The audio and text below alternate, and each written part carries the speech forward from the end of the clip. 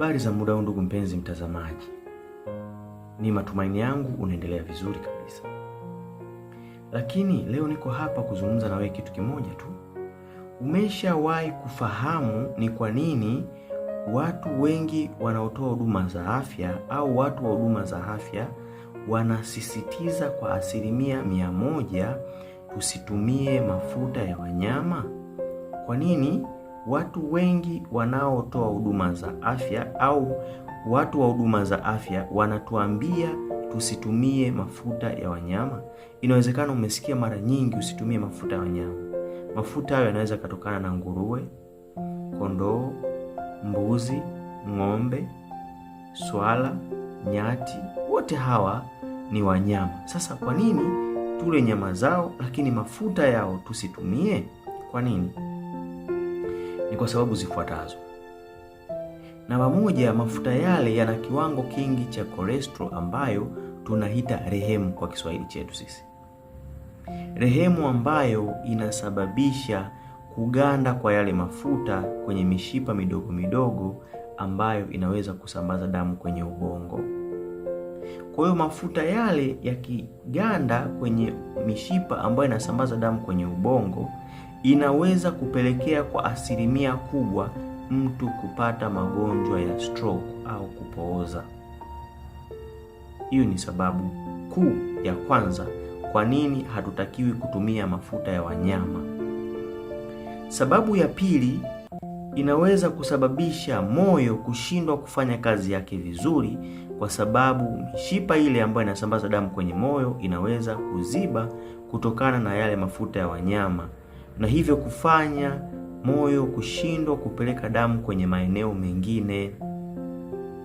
Sawa Jambo la tatu, unapokuwa na kiwango kingi cha mafuta mwilini na mishipa hiyo ikaziba, inaweza kukupelekea kushindwa kupumua.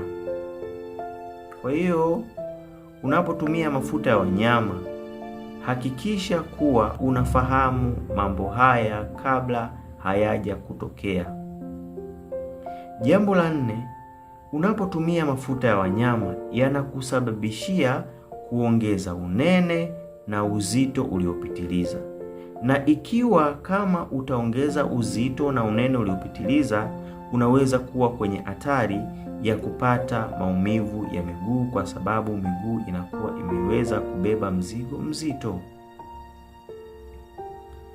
Namba inayofuata ni mapigo ya moyo kwenda kasi mno, kwa sababu moyo unakuwa umeshaingiliwa na hitilafu kupitia yale mafuta ya wanyama. Lakini pia kubwa kuliko, mtu anapotumia mafuta ya wanyama anaweza kuwa kwenye hatari ya kupata magonjwa ya figo. Hiyo ndiyo sababu ya msingi ambayo kwa nini watu wengi wanahamasishwa au wananchi wanaambiwa bwana usitumie mafuta ya wanyama. Hiyo ndio sababu ya msingi sana. Kwa hiyo unapotumia mafuta ya wanyama unaweza kujiweka au tunaweza kujiweka kwenye hatari ya kupata magonjwa ya namna kama hizo.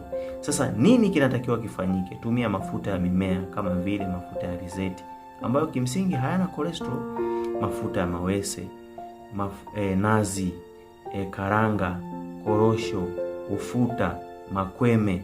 Hayo tunaweza tukatumia. Siwezi kusema mafuta ya dukani kwa sababu ya economic interest, lakini mafuta kama vile kolie, masafi ni hatari pia kwa afya zetu. Kwa hiyo ni muhimu kuhakikisha kwamba tunatumia mafuta ya mimea kwa ajili ya afya zetu. Je, unafikiri leo ukapata tatizo au matatizo kama haya, kuna mtu nyuma anaweza kukupa backup ya kukusaidia?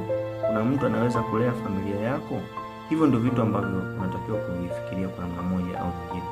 Inawezekana mabadiliko yasiwe leo, yakachukua muda, yakaenda taratibu, lakini mwisho wa siku unaweza kupokea mabadiliko. Hiyo ndio sababu ya msingi kubwa kwa nini hatutakiwi kutumia mafuta ya wanyama. Allah msifu.